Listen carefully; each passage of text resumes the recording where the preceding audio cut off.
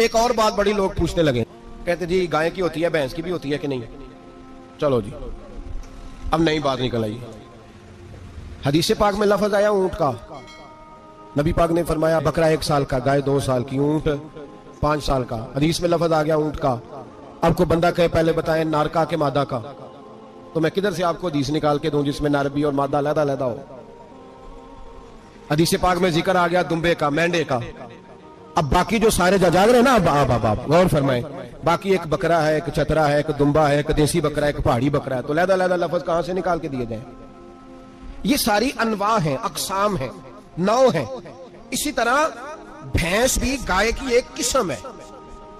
इमाम आजम अबू हनीफा फरमाते हैं नौ मिन्हु, ये उसकी एक किस्म है, 9 में से है, गाय की 9 में से है।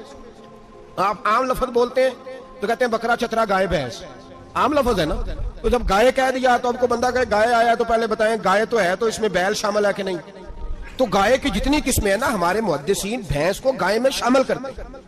भैंस गाय की एक किस्म है। तो नबी पाक सल्लल्लाहु अलैहि वसल्लम ने जब गाय का लफ्ज इस्तेमाल किया तो भैंस उसके अंदर आ गई। तो अगर गाय की कुर्बानी जायज है तो भैंस की कुर्बानी भी जायज है। अगर बैल की कुर्बानी जायज है तो कट्टे की कुर्बानी भी 100% जायज है। उसके अंदर 7 हिस्से डाले जाएंगे, उसे कुर्बान किया जाएगा, ये जायज है। अगर आप सही लफ्ज निकाल के दिखाने को कहेंगे तो फिर तो बड़ी चीजों में लोग उलझ जाएंगे।